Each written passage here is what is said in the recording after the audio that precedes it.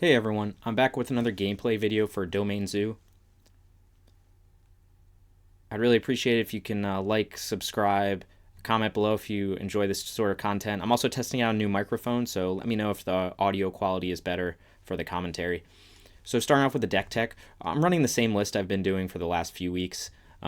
We've got 22 lands, and in the main deck I've got the two Dromoka's commands in the sort of flex slots. And then the rest is pretty much stock for what we're doing here with Domain. We've got our typical one-drop creatures. We've got that interaction with Stubby D, Leyline Binding, Bolt, Tribal Flames to finish out games. And then we've got the big two drops with Brawler, Kavu, and then Scion, which is usually, we're almost always casting as a two-drop. In the sideboard, I've got still got Hushbringer. I've been testing it some more. Again, I'm kind of uncertain on Hushbringer. Good in some matchups, not so good in others.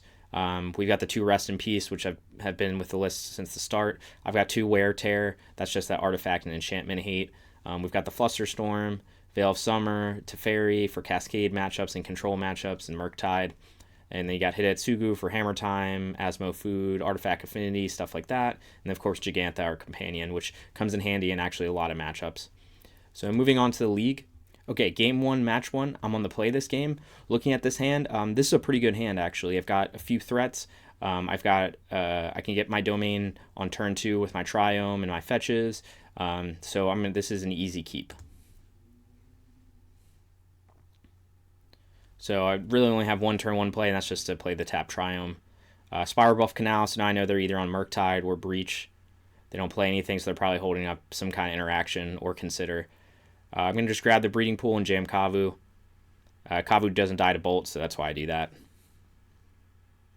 Okay, he's just holding mana, so now I'm starting to think maybe he's Rhinos or something like that, since it's really unusual for Murktide to just not do anything for the first two turns, especially when they're getting hit for 5. So I'm just going to loot away one of the Brawlers because I can't double spell this turn, so I wanted to get something that I could double spell.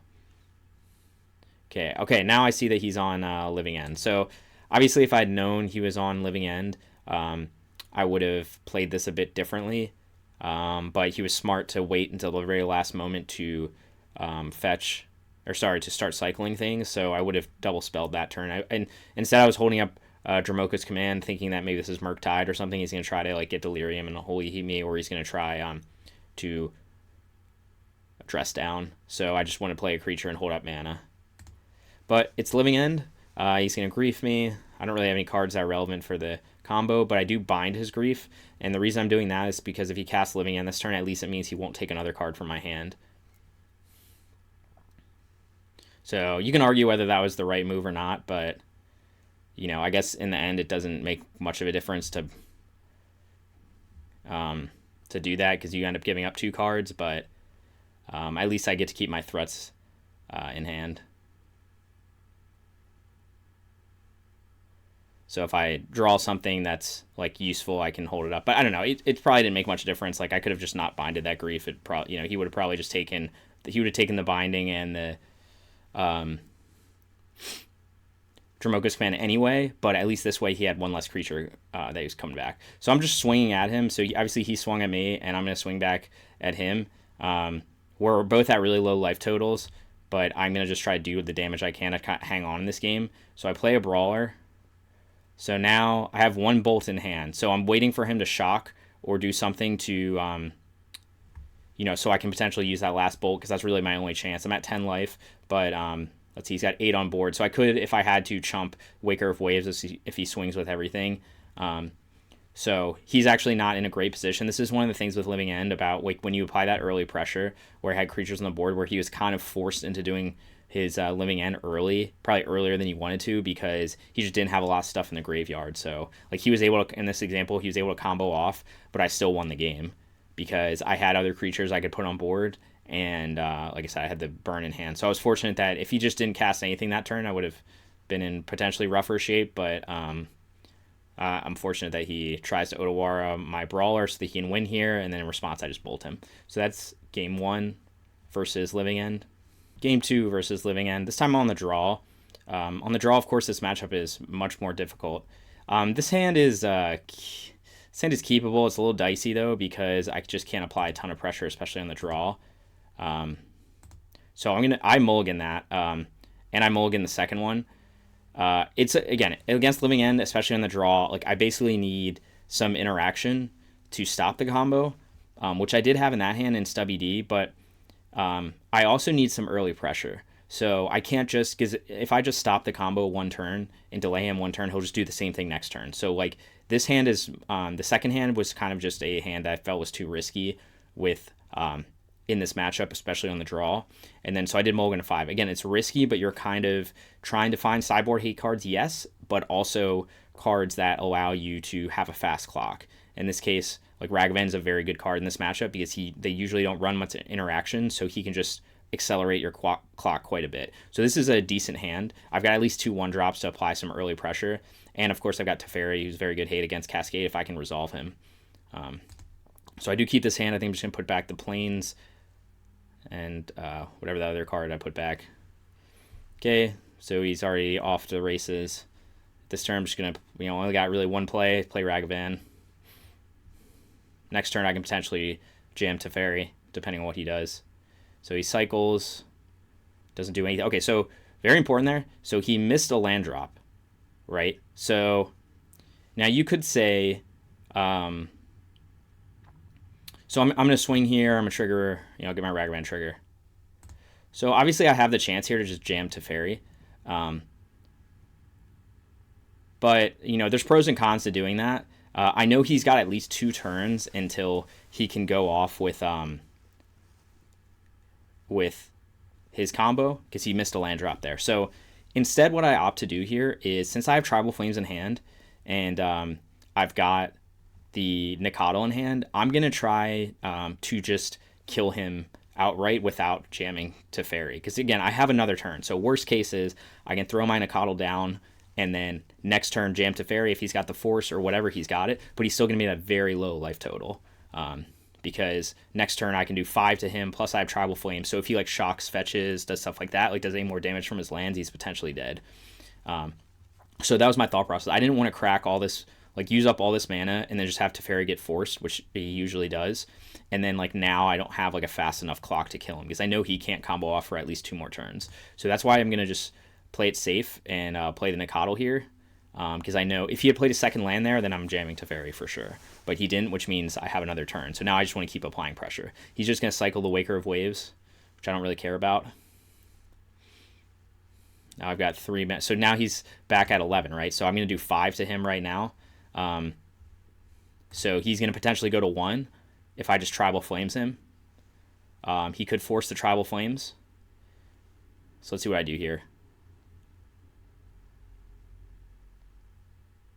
Okay, I'm going to just jam Teferi. Like, he's got the force. Okay, he's got the force. Not that big a deal because even if he combos off next turn, he's still only at 6. So, he doesn't have a Grief in the graveyard yet. So, like, obviously there's a scenario where, I jam Teferi, he has force, and then next turn he goes Grief, and then he goes Living End, takes my Tribal Flames. Like, I'm in bad shape there. But I think this is the right way to play this matchup usually is like the mistake is to just try to hold up counters the whole matchup. You need to really have that early pressure. Then your counters actually work, but you can't just sit back with like, a bunch of like Flusterstorms and Stubby Ds and Teferi and stuff and expect to be able to win this matchup because what they'll start doing is just hard casting their cards. And like if you haven't applied that early pressure, then you won't get anywhere. But that was game 2 against Living End. Sorry, I didn't mention sideboarding for Living End, so I'll just talk about it for a moment. It's pretty obvious what you're going to do here. You're going to bring in your artifact hate, your graveyard hate in the form of RIP. And then you're also going to bring in, you're going to take out the bindings because they're just not that useful in this matchup. Take out Dromoka's Command, also not that useful. And then I'm bringing in all my interactions. So I'm bringing in my Flusterstorms, and I'm going to bring in my Teferi. So basically you're taking out 6 cards with binding and Dromoka's Command and bringing in 6 cards. Teferi, Rest in Peace, and Flusterstorm. Round 2, game 1, I'm on the play this time, which is good, and I have this hand. This is a good hand. I've got my Kavu, I've got some threats, I've got some interactions. So this is definitely a keepable hand. Right now I'm thinking, I'm on the play. I have the option to play Steam Vents, hold it up, but most likely what I'm going to do here is I play my Misty Rainforest because I'm just going to fetch a Triumph. I see he plays an Expedition map, so I know he's on some kind of Tron build. So I'm just going to fetch my Triumph because I want to get my creatures big to start doing damage. I draw Stubby D, which is very good in this matchup, especially on the play.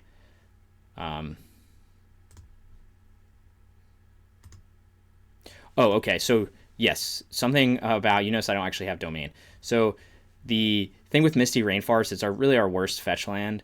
So in some builds, you'll see 21 lands, and they'll just cut the Misty Rainforest entirely because it leads to awkward situations like I have right now, where I could fetch a Triumph turn 1, and I have a land in hand to complete domain, except for I can't get Savai Triumph with this. I can only get Zagoth. So I have to get Zagoth, and then I play Steam Vents. And then, unfortunately for this game, it doesn't matter. So it does matter because, again, right now I don't have 5 types. So I have 4 types, but that extra damage can matter. So turn 3, like if I don't draw another fetch land here, I'm not in as great shape, but I'm still in pretty good shape. So just something to keep in mind with like playing these one-off fetch lands. You just have to kind of be cognizant of that. It's still a keepable hand with that. It's just a somewhat of a limitation where, like, you know, if my hand was different, I had white. If I had Leyline Binding in hand, then it's like more of a consideration how I'm going to play that one. So I'm just going to loot away something. I'm trying to get that. I loot away a Brawler because I know I'm going to play Kavu this turn and I want to hold up Stubby D. So I'm really trying to find another land. And in this case, I just play Breeding Pool. So you might say, why do I play Breeding Pool and not Windswept Heath to make these 5/5s? It's because I need a blue source. And I know that with Windswept, with my mana base, the only blue source I can fetch with Windswept Heath is Breeding Pool. It's already in my hand. So I just have to shock it in and just be kind of obvious about what I'm doing with it. As you see, they've got Tron, but I feel very good when I have Stubby D up against Tron. Usually, okay, he's going to go Snaring Bridge, so I'm just going to counter it. Obviously, he could, he's playing that to probably bait out a counter, and then he's going to play Karn, but that's fine. I just want to swing for a lot of damage this turn. With, like, the burn I have in hand, I can actually kill him. And that's basically what I'm going to do. I don't even think I loot anything here. No, I just exile. Because what I can do is I'll do 10, and I'll fetch a red source here. So now he's going to be at 6, and I've got Tribal Flames and Bolt, so he's dead on turn 4. So that's just an example of how fast the deck can be against these, something like Tron where they just don't have a lot of interaction. Then, like, if he just tries to do his own thing, all I did was the Stubby D really saved me. Really won the game because it stopped the Ensnaring Bridge, and then he was dead before he could do anything else. Okay, game 2 against Tron. I'll be on the draw this time. This hand has a lot of interaction, but no threats. So against Tron, again, I want to do some early damage, so I don't like to keep hands like this. Because you really want to have at least one creature in hand, or else, like, I won't actually be able to advance my board state at all. This hand's much better. I've got some threats. I've got some interaction.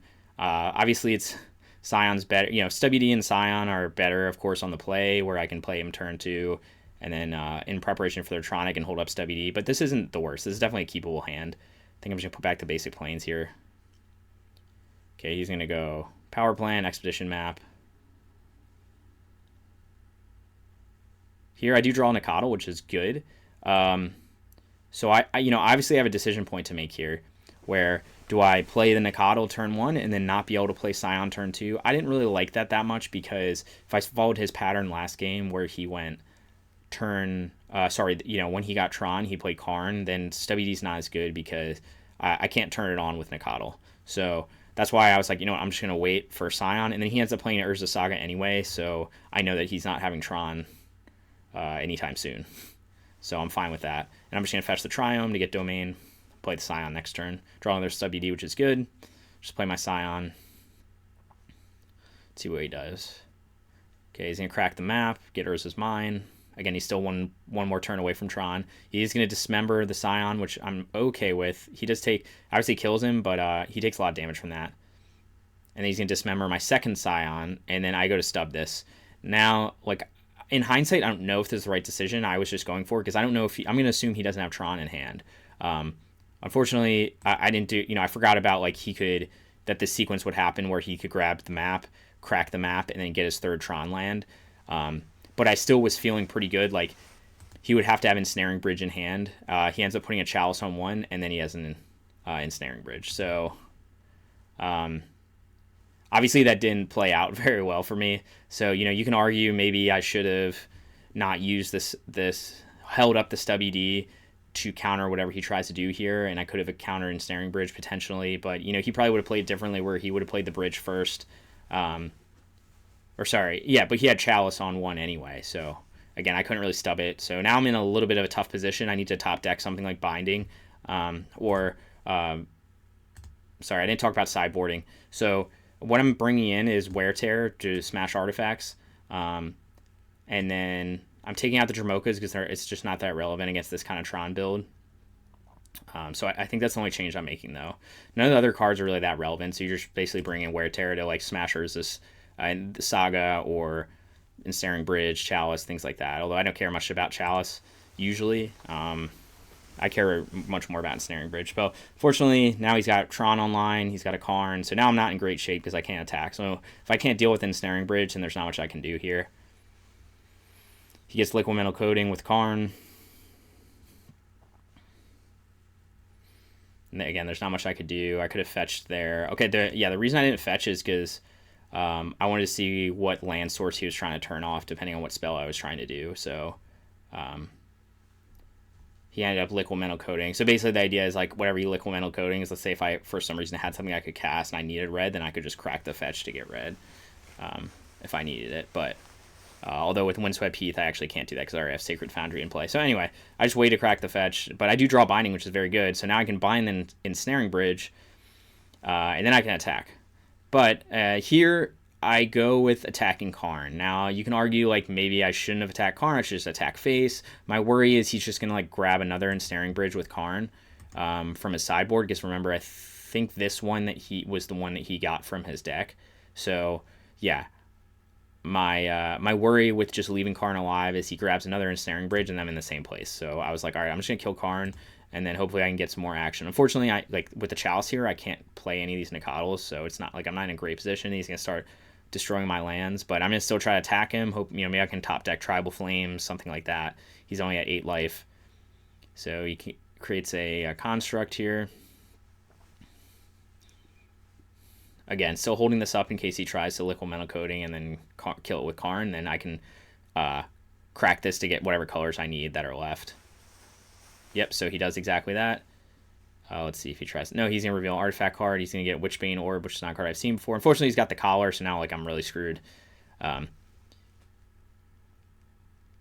this game just kind of gets out of hand.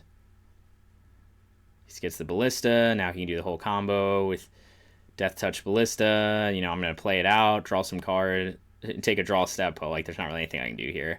I get another land, I can play Gigantha, but not much I can do there. So anyway, that was game 2 against Tron.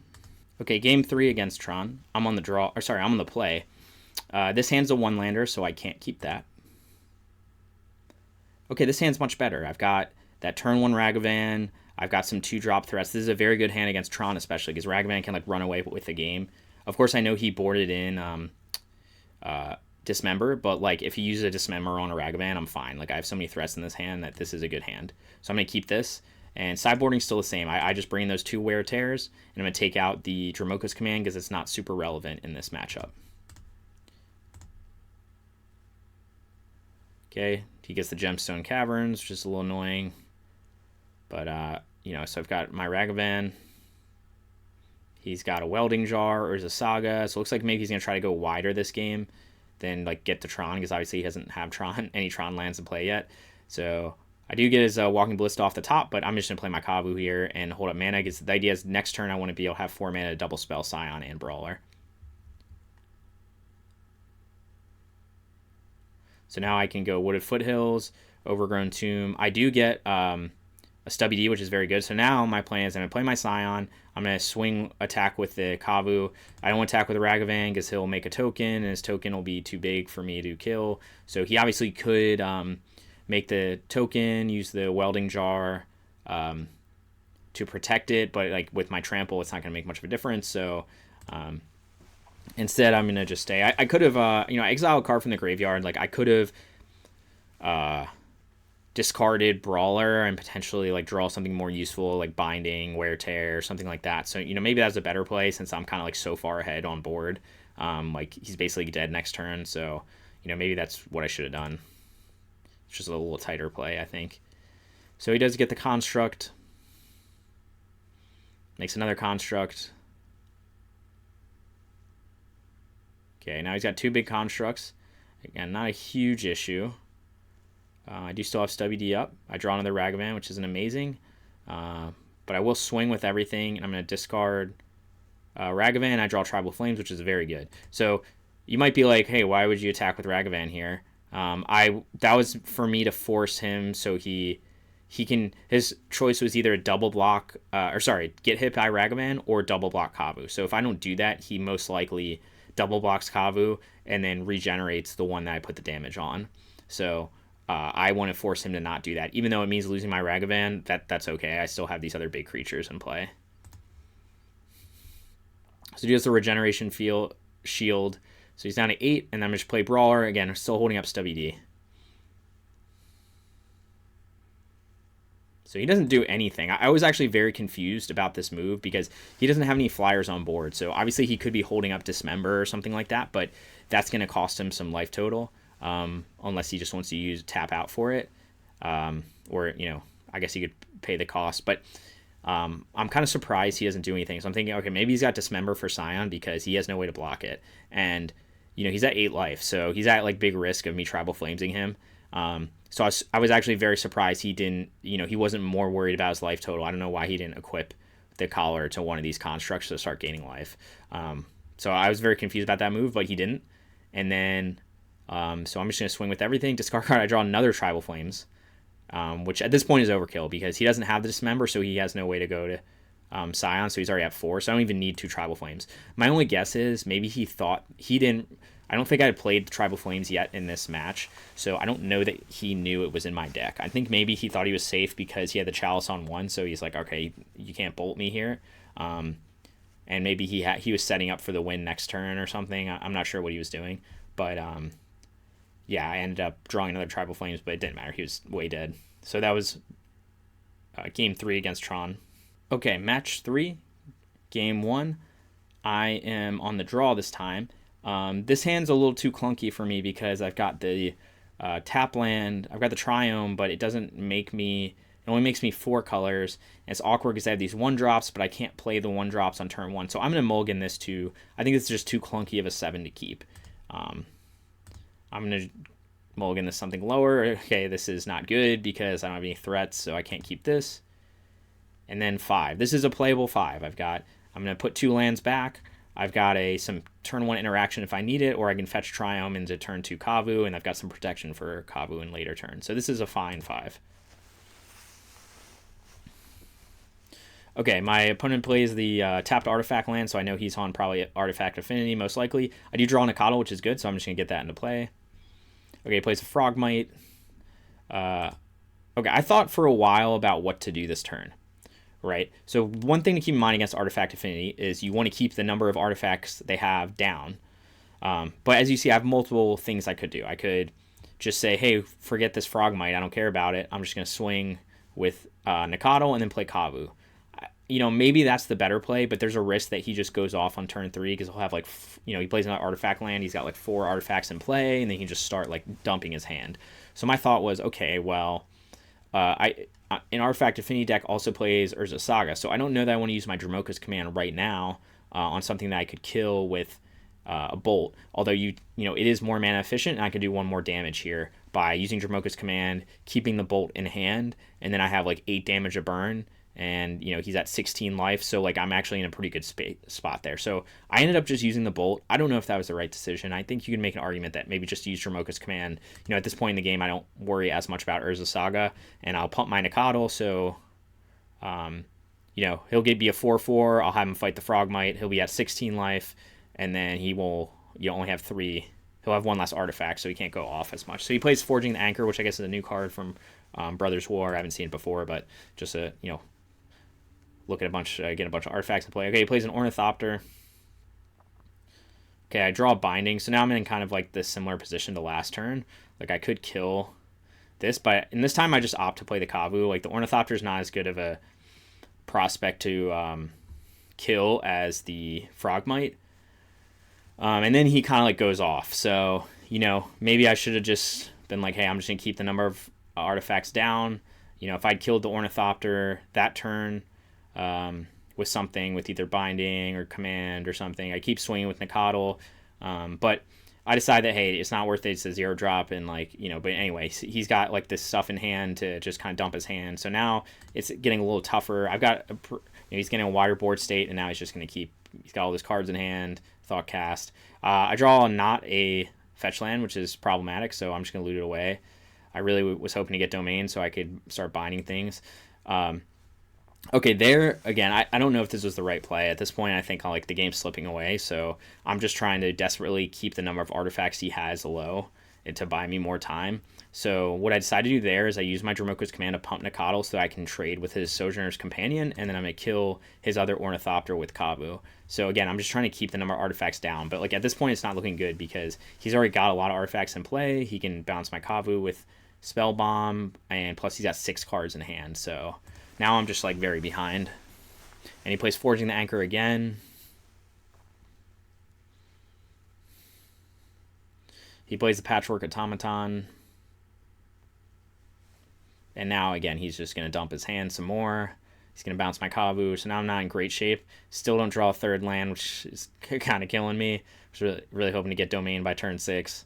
He plays another Patchwork, plays a third Patchwork, and then now he's just really going off with like the super wide board. So he's got Cranial Plating, he'll attach to Ornithopter, now he's got a 15-2 flyer. I can't do anything about that. So that's the end of game 1 against Artifact Affinity. Game 2 against Artifact Affinity, I am on the play. This hand is okay. I've got some creatures. It's a little slow because I don't really have a 1-drop. I do have Wear Tear, so I get my sideboard card. One of my sideboard cards in there. In terms of sideboarding against Artifact Affinity, the most obvious ones I'm going to put in is Hidetsugu Consumes All. I'm going to bring that in, and I'm going to also bring in Wear Tear. I do cut a Dromoka's Command. I'm not sure if that's the right move, but I figure with the extra the enchantment hate, then like Dromoka's Command not as necessary. And then I do cut a WD, and I cut the 1-drops. Just Ragavan hard to connect against Artifact Affinity. Nakatl's fine, but I got Hidetsugu, so I don't want to wipe my own board. And then I do trim a WD just because he's got a lot of like creatures in his deck that like WD's not that great. Like it's all like cheap artifacts and a lot of creatures, so I'm just gonna trim one. So I think I'd keep this hand. This is like on the play, this is probably fine. On the draw, I don't know, it's a little risky. It's a slow hand, so hopefully like my opponent doesn't just go off. I do draw another land. Okay, so now I can just jam my Brawler. Don't really have any other plays. And the next turn I can Brawler and then hold up Binding or Wear Tear. He goes to Automaton, but it's only a 2/2, so I'm just going to swing. He could, of course, double block here.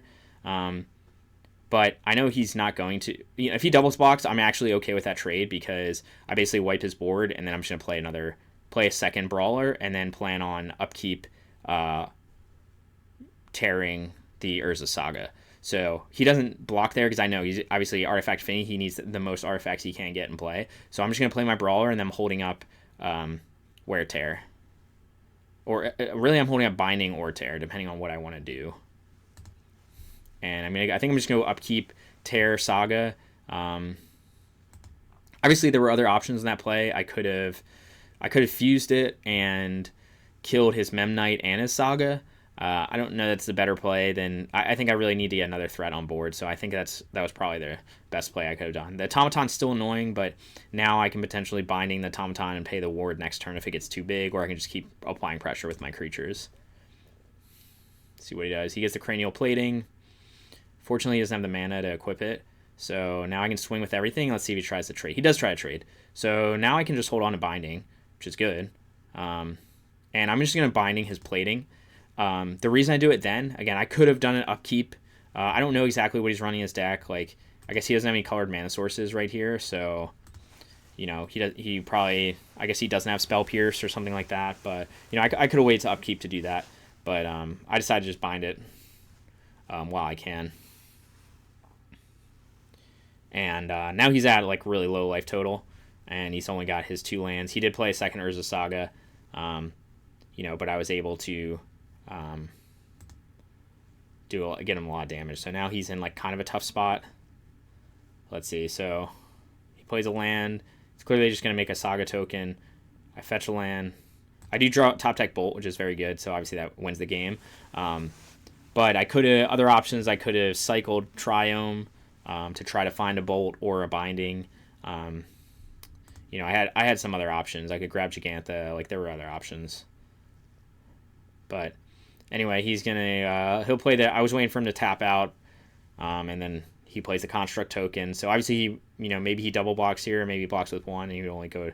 He'd still be in pretty good shape. But I had the bolt, so that was the win against Artifact Affinity game 2. Game 3 against Artifact Affinity, I'm on the draw. Looking at my sideboarding, again, I've got the same sideboard. I don't really adjust between play and draw. In this matchup, I've got Hidetsugu, Consumes All, and Wear Tear brought in, and I cut 2 Ragavan, 2 Nikotl, and 1 Stubby. So I do trim a Dromoka's Command as well. Just because I have that extra enchantment hate. So it's not as necessary. I think I also, I also did bring in Hushbringer in this matchup, and that's because of Patchwork Automaton and Thought Monitor. So sorry, I forgot to mention that last game. So that's where you're getting those 2 other cards. Again, Hushbringer is still a card I'm testing, but I felt like it hit enough in this matchup that it could be relevant. I'm not sure if that's the right choice, though. Might be too slow. So looking at this hand is fine. I do have some early interaction. I've got a threat I can play turn 2, even if I play Bolt turn 1. So this is a fine hand. Obviously I'd love to see some sideboard cards, but I don't think I can mulligan this hand. I think this is good enough. He just goes tap land, so he's probably got Urza Saga turn 2. So I'm just going to hold this up. I'll either go Triome or a Bolt something if I have to. Let's see what he does here. He just plays the Saga and passes. So a very slow start for him, which is good for me. Okay, I draw Kavu, which is very good. So I'm just going to jam Kavu. Okay, he dismembers Kavu. Kind of annoying, but that's fine. I've got other threats.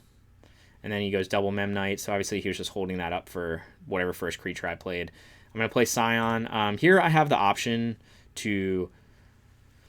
I could bolt a Memnite to keep the artifact count down. I could bolt a token. I could... trying to think of the other options. Or I could play him in Nikotl.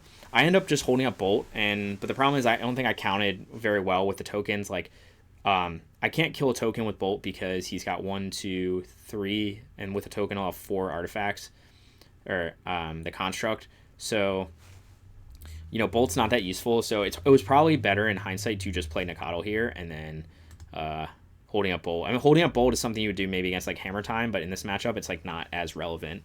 Now, I could have, of course, just try to Bolt a Memnite, but I kind of want a better target than that if I can get it to keep the number of artifacts down. But now he's gonna just start he's only got 2 cards in hand, which is good, but he gets the companion. But I'm still in pretty good shape because he doesn't have a flyer, so he hits me with the construct. And here, since I don't end up using my Bolt, I thought for a while, do I want to use it on Memnite? I don't think that's worth it. I'm just gonna Bolt face. I have a Tribal Flames. And if I draw another Tribal Flames, which I actually do, then this game is winnable, even with how wide of a board he has. So I do draw another Tribal Flames, a very good top deck, and I'm going to swing Scion for... So here I have the option to double spell Tribal Flames, but he doesn't really play fetch lands, so I think if I go with that route, I die. He goes to 1 and then I die, right? Because I'm dead on board. So instead, what I have to do is slow roll this to the point where next turn I can connect with Scion if he doesn't have any flyers, and these guys just have to chump, and I have to hope he doesn't get Shadow Spear or Ornithopter to chump the Scion. So it's kind of an edge case. It's not looking great for me, but this is where I'm at. Of course it changes if I draw Hidetsugu, then I'm in very good shape, but unfortunately I haven't seen that. Okay, he ends up getting Haywire Might. I'm not really sure why he chose that. Maybe he was like, oh, my life total is getting low, I'll just grab the Might. But then he ends up tapping it for Springleaf Drum. So, again, I'm not sure why he grabbed that and not something like Shadow Spear. Maybe he doesn't have it in the deck. I'm not sure. But I was very surprised that that's all he grabbed. So, he's going to play Forging the Anchor. Which, again, at this point, I'm just hoping he doesn't find an Ornithopter in the top, and he doesn't. He gets 3 Sojourner's Companions, but again, I still have a flyer that he can't block. So he's going to swing in for a ton of damage. I just have to chump his 2 big constructs and take 6. But now I'm in good shape because I can fetch my Sacred Foundry. He's at 11 life. I do draw Stubby D, which doesn't make a difference here. So I swing in, he's got nothing I can block. and then now I can just double spell Tribal Flames, and he's dead. So I think maybe he just thought he was safe at that high life total, that like there's no way I'm going to do 14 damage to him in one turn. But that's the beauty of Tribal Flames.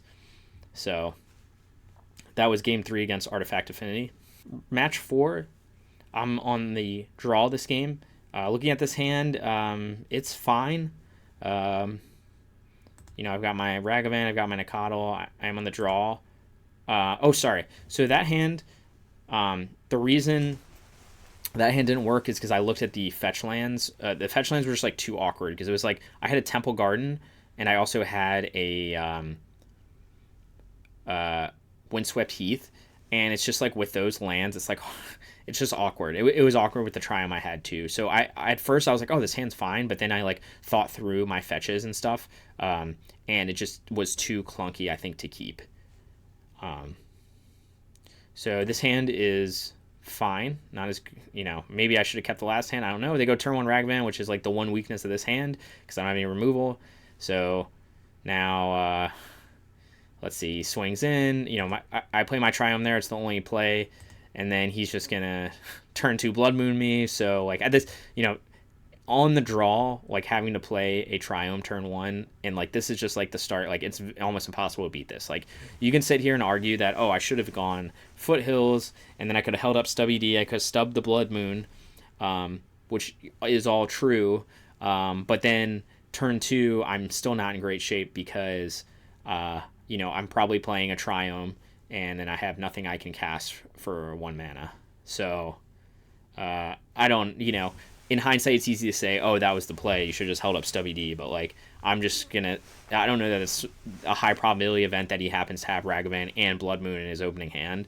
But he had it. So, and in this point, I just concede. Obviously, I could try to play through it, but looking at what I have in hand, like, I could get Gigantha. I could try to, like, buy, I can do all sorts of stuff. But it's very difficult to do. And especially when he still has the Ragavan on the board, like, it's just hard for me to do. So I just concede here because right now I haven't given him any information about my deck other than I played a Triome and I played a Gigantha. So I feel like that was more valuable to do than to just, just try to play through this and still get blown out. I don't know if that was the right to say. Usually I try to play through everything, but like, turn 2 Blood Moon when you're on the draw, like very hard to play around. On the play, you can play around Blood Moon much easier. If I had some creatures I could cast, if I had like anything I could cast, really, like my own Ragavan or something, like I draw that, then like I probably try to play through this, dash my Ragavan, like, I can do all sorts of stuff, but right now I don't have anything I can cast. I'm like so many turns away from Gigantha. He's just going to keep building up his board. So I decided to just game 2 against Scam. Or Rakdos midrange. Again, I didn't really play the last game long enough to know exactly which build they're on, but they are main decking Blood Moon and Ragavan, so I just assume Scam. So this hand is actually like fine against Scam, but like there's a risk to it, and that's like I do have that answer to turn 1 Ragavan. I have the answer to if he tries to go Grief Scam turn 1. So I think in hindsight I should keep this and just hope to draw into action because I have enough stuff to like slow the game down even if he doesn't have the Scam. But I think I was, usually I'm like, oh, there's no threats in this 7, so I can't keep it. But I think against Scam, especially on the play, like you can make the argument that you don't really want to mulligan lower, and like I have the card to stop him from scamming me, and I also have the card. Well, I have 2 cards to stop him if he tries to scam Fury turn 1. So I think I probably should have kept this hand in hindsight. I don't though, because I'm like, oh, there's no creatures. But I think this is a keepable hand against Scam on the play. I mulligan, but now I'm in trouble because I got a 1-lander, and again, you don't really want to mulligan low against Scam with all the discard they have. Okay, so this is my 5. I still don't have any threats now, so now I just have a straight up worse hand than I did before. I have some sideboard cards, but with like no threats, then I'm in trouble. So I could go to 4. I don't really love going to 4 against a deck with discard, so I'm going to try to keep this with the idea of, hey, if he doesn't have the turn 1 Scam, then I can go, even if he does have it, I have 2 Stubby Ds, so I can potentially stub it, or I can bolt. So I have interaction for turn 1 scam. It's not great if he does that because my land types are going to be really bad. Like if I have to bolt it, then I'm only have 3 land types by turn 2 unless I draw another fetch, so it's not great. I don't have any threats, but I don't think mulling to 4 is a better option, so I do keep this hand even though it's like pains me to do it. And now I just have to like pray he doesn't have anything good turn 1. Plays his Black Lucas, so he's got the scam. So he's going to grief me. He's going to see that I have 2 cards that can deal with this combo, so I'm guessing that's why he decided to just play his Ragavan. Unfortunately, like, maybe he didn't have the scam that turn, but like that's like almost that's a smarter play than doing, he's not going to scam into stubby D's. But now I'm pretty much in the same boat as game 1, where like I have nothing, I have no threats, I have no way to interact with Ragavan, and I draw a Scion, which I can't cast. So now I have to just jam Rest in Peace. It's really the only play I have. And then I just have to hope that he doesn't top deck anything good with Ragavan and hope that he doesn't have Blood Moon. So he's going to swing with Ragavan. He top decks a Lightning Bolt, which is not good for me because I kind of wanted that to kill Ragavan. Okay. I do top deck another Lightning Bolt, which is good. I know he has Undying spells, so I think that's why I decided to just kill Ragavan now. You can argue that, hey, maybe you should kill the Goblin token, but like my thought process is like the token generates treasures, and so does Ragavan, but Ragavan can also steal cards, so I'm gonna just kill Ragavan. Unfortunately, I don't have Domain, so I still can't cast Scion, and now he's just gonna like keep getting further ahead with his generating mana.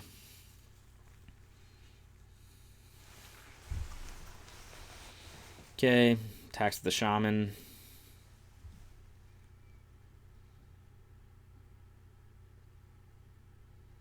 And he griefs me, so like now I'm just getting way blown out, right? He's on turn 3, and he's like so far ahead. I have nothing I can cast, and I just draw land. So I decided to fetch Shock to get Domain and then grab Gigantha. You can argue that I shouldn't Shock here because like I'm so low on health, my life total, but I'm going to just like, I got to do anything I can here and hope to draw into action. Fortunately, he just keeps going off. I draw a Ragavan, which is pretty useless here, so I just have to like desperately try to dash him. He lets it through. If I top deck a Bolt, then I can live. Fortunately, I don't. You could say, oh, you could have just put your Ragavan out, and he could have swung with... No, I guess he could have just made a copy of Kiki Jiki. So I didn't really have any workarounds, Like, I think I was dead no matter what. That was just a game, like, I think I should have just kept that 7. I mulligan low. Usually I mulligan aggressively with this deck, but I think that 7, even though it didn't have a threat in it, was like probably had enough interaction against this specific matchup to keep. But unfortunately, that's just kind of the way it goes against Scam. Like sometimes they just have the nuts and you don't, and then like sometimes they have turn 1 Ragavan into turn 2 Blood Moon, or they have turn 1 Grief, turn 1 Ragavan into turn 2 Fable, and it's just like hard to deal with that in the early game. So I didn't talk sideboarding against Scam, but basically what I do is you bring in the Rest in Peace, and you bring in the let's see, I brought in Rest in Peace, and I bring in the Veil of Summers. So it's 4 cards. There's an argument to be made that hey, you should bring in Hushbringer. Maybe not. Like it can be slow. The problem with bringing in Hushbringer is they end up with a hand. Like 1, it's easy to kill. They have Bolt. They have Terminate. And 2, like you can end up where they're like with their hand that's just like Ragavan, Blood Moon, like stuff like that, where like turning off the ETB triggers or the dying triggers doesn't do that much. But I could see an argument to bring in Hushbringer. I just decided not to, and I just trimmed a Monkey and a Tribal Flames and a Dramoka's Command to bring in... and a Brawler as well, because they run Bolt.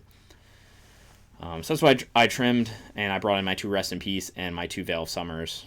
Match 5, I'm playing against MHayashi, who's a very strong player in MTGO. He's always among the trophy leaders, and he's always like brewing new things in leagues that people play. He plays a lot of like very strange kind of Boros mid-range decks. He was playing a lot of Obosh builds. He works on a lot of interesting builds. So it was I haven't played against him before, so it was a great opportunity. I didn't know exactly what he would be on, but I figured it'd be some kind of weird mid-rangey stuff. I am on the play, and I do have my turn 1 Ragavan, so this is an easy keep. And, I've got Ragavan into Brawler. I've got some ways to protect Ragavan, so this is a good hand. Just jam my Ragavan, Sacred Foundry, so that I can get... So here I had the option like to fetch differently to be able to guarantee domain, but I valued more being able to get 4 types on turn 2 and have Dromoka's Command up. Because my thought process, sometimes what people do is like, maybe he holds up a bolt or something and it gets to my turn, I can just play Windswept Heath, and if he tries to bolt Ragavan, I can just protect with Dromoka's Command, and then the game can kind of just waterfall from there with Ragavan stealing it. So I think, Sacred Foundry, like, all right, maybe he's just holding up bolt. I could be in good shape here. Fortunately, it goes Path to Exile, so my only basic left is a forest, so I'm going to just go with the plan and grab Overgrown Tomb. Oh, sorry, grab Breeding Pool. Actually, as I'm rewatching this, I think, you can make the argument that I should have grabbed... I had to grab Breeding Pool. I couldn't grab Overgrown Tomb with that fetch, so I do have another fetch in hand, so it's not that big a deal. I can always fetch a Triome, or I can fetch Overgrown Tomb to get the 5 types next turn. He plays a Stoneforge Mystic and then Fury, so now I'm not looking as good because, he's killed both my creatures, plays a Mystic. He does reveal some card I hadn't seen before, Mask of Immolation. So, again, he's on some kind of weird Boros mid-range thing. I do decide to Tribal Flames the Stoneforge. I don't really have a play here, right? I decided to Tribal Flames the Stoneforge Mystic. I think that's just a habit from Hammer Time because I'm worried. Like, I don't know what he has in hand. Like, if he has, like, a Cauldron Complete or something, like, that's, like, very annoying. So, like, I'll just play it safe and kill the Stoneforge Mystic. Maybe that wasn't the right call. I just didn't know his deck, so I think I just had to respect that his deck would, he's got some better artifacts, or he's got some better equipment than this, better artifacts than this, so, he's going to potentially play something a lot better next turn. So I just killed it, and then I don't really have any other plays, so he plays Fable, which is fine because I have Dromoka's Command. So if I draw like a 1-drop or a 2-drop here, I can be in very good shape. Fortunately, I draw Leyline Binding, which is not a bad draw. I'm going to grab Gigantha and hold up Binding. I had the option there to... I could have killed everything. So I could have gone Dromoka's Command, make him sack an enchantment, put a counter on the Shaman, and then binding the Shaman. And he would have had an empty board state. My problem is, like, if I do that, I use up my hand, and I still am not, like, don't have any pressure, and he's still got a lot of cards in hand. So my thought was, all right, I'm going to just slow him down. I'm going to let him have the Fable, and but I'll bind the Shaman before he can get extra mana from it, and then hopefully he can, hopefully next turn I can, like, draw another threat or something like that, or I can just play Gigantha. So that was why I did that. So before he can move to attacks, I'm going to bind the Shaman. He does play a land, so maybe he had like a Fury in hand or something he was trying to play. He ends up playing a second Fable. And then he plays a card from Brothers War. I just draw a land, which isn't great, so I really only have one play. I'm going to jam Gigantha. He's got one card in hand. So now he's got 2 Fables in play, which is always tough to deal with. And he's going to swing with the Shaman token, make him another treasure token. Now, at this point, my thought was, I want to kill the Shaman token, and then next turn, I can Dromoka's Command, kill this, have him sack the Fable, and kill his Reflection, and I'm in very good shape. I think the problem with that is, like, I should have known with kind of his play pattern that, like, and the fact that he already had 1 Fury, that, like, it's possible he has a second Fury, and if he does, like, this is a blowout, because, like, he'll lose the Shaman token, but he'll gain the treasure token, and then he can just cast Fury and kill my Gigantha, and I'm in, like, not good shape. So I do block, so I don't think it was the right call to block. I should have just taken the 2 and played around Fury. He does have Fury, so he kills me. And now I just keep drawing lands, so I can't really do anything with just a bunch of lands. Now he's got, like, the 2 Reflections in play, so, like, he's going to do the combo thing. Create a bunch of Reflections or copy his Fury, things like that. I'm actually kind of surprised he decided not to. Maybe he must have been playing around something. that he didn't decide to just do the reflection and then kill me that turn. Fortunately, I don't draw any more threats, so I lose game 1. Game 2 against this Boros kind of mid-range build. This hand is fine. I've got that sideboard card, so what do I bring in against this? This is not a build I've seen before, so what I basically do is I trim 2 Tribal Flames, and I bring in the Wear Tear. I figure he could have Urza Saga. I know he's got Fables, so I think the Wear Tear is relevant. I keep the Dromoka's Command in because seems like he's relying on a lot of enchantments. So I think that's really all I trim. Oh, sorry. I do bring in Hushbringer as well. That's because it seems like all the creatures he's playing have ETBs. So I'm going to try, again, this is another matchup where I'm going to try out Hushbringer. I think it'll be good against things like Stoneforge Mystic, against Fury, stuff like that. So that's what I bring in. But back to this hand. This hand is good. I will keep. Don't really have a turn 1 play. Although if he plays an Urza Saga, I could tear it. But he just plays a tap land. Okay, now I can just jam Kavu 5/5 so it can't get killed by Fury. He does play Path to Exile, so if he has it, he has it, and he does. That's fine, I get to ramp mana. Now I can play Brawler, and now I can have Dromoka's Command up as well. Let's see what he goes for here. He does play Seasoned Pyro. Discards a Cauldron Complete, so he was playing some other artifacts. I decide here to just kill the Seasoned Pyro, and that's because I want to just keep pressure on him. You know, you could say that, hey, maybe I should save the the Dromoka's Command for when he plays an enchantment, like be more of a blowout. But my thought was, I've already got cards if he plays another enchantment, so I just want to apply pressure. So I'm going to kill a Seasoned Pyro, and I'm going to pump my Brawler, because that means next turn, like, he can't just trade with all his creatures. So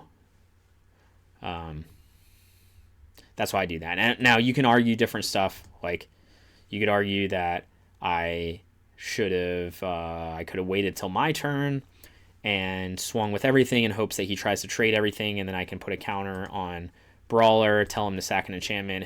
I'll kill all his creatures, and I'll still do a bunch of damage. But I didn't know I was hoping to draw into more action, so I wanted that mana to do that.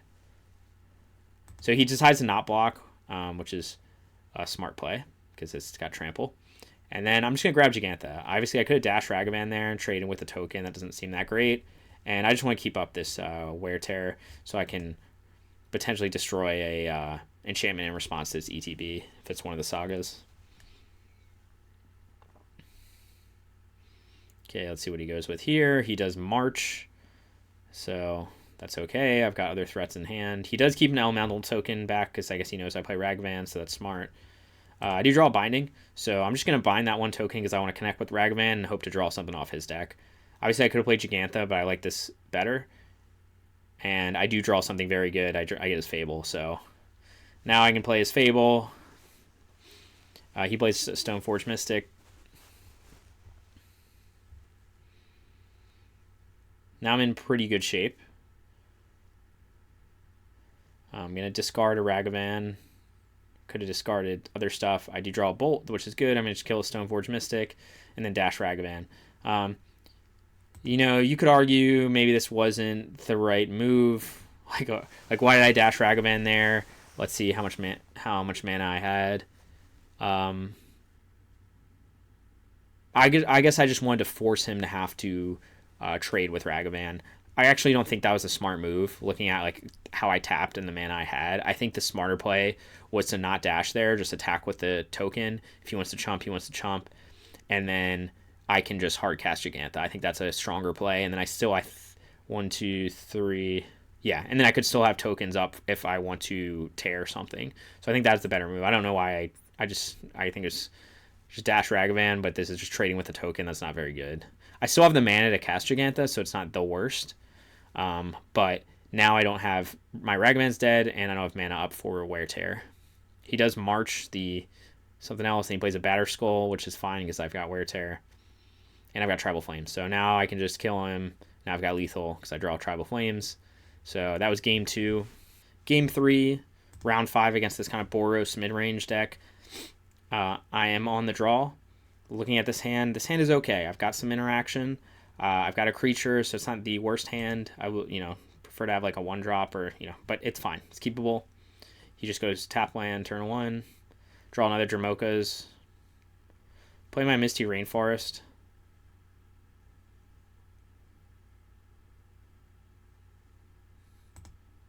Okay, I fetch a Zagoth. So, actually, in hindsight, this was not necessarily the best play to play the Rainforest. I could have played the Heath first and fetched it a little differently, but I think this was fine, actually. So I don't really have a lot of plays. Obviously, he hasn't done anything yet. He's probably holding up Path to Exile. So you could say, oh, well, why would you just play your Scion into Path? Like, that's fine. It'll rent me mana. And, like, I don't have any other threats, so I'm just going to do that.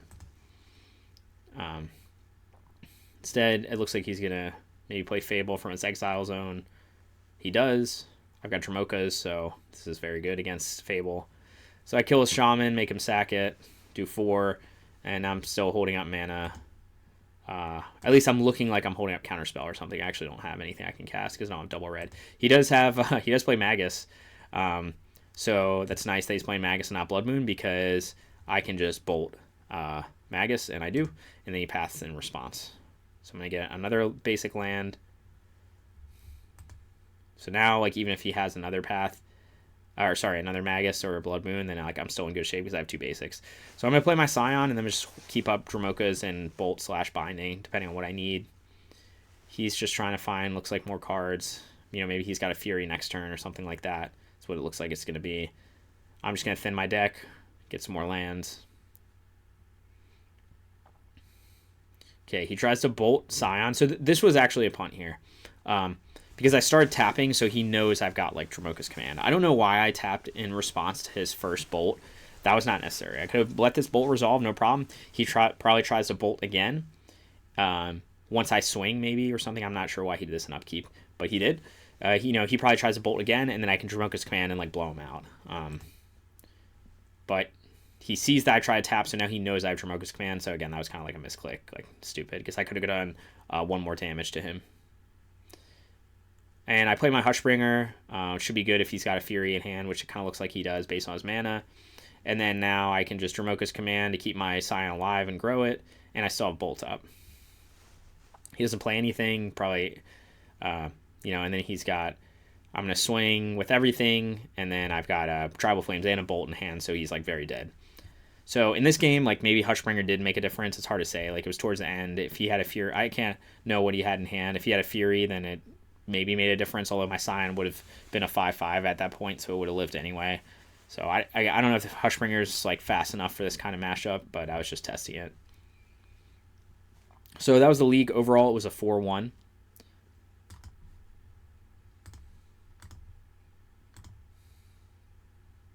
So back to the deck list. Again, I'm still undecided if Hushbringer is worthwhile or not. Like, it is good in certain matchups, but it's also kind of a slow card because, this is a deck that has a lot of 2-drops that are good, and it's, like, hard to bring in another 2 more 2-drops that you, like, really want to play, because, like, that means you're, like, not casting a Kavu or a Brawler or a Scion or something to play a Hushbringer, which doesn't feel great in a lot of matchups, but it does hit certain things. It is very strong in certain matchups. I think the other alternative that I used to play, which I'm going to go back to doing, is, like, Remand. Hits a lot of similar matchups to Hushbringer. It works against Titan. It works against Elementals.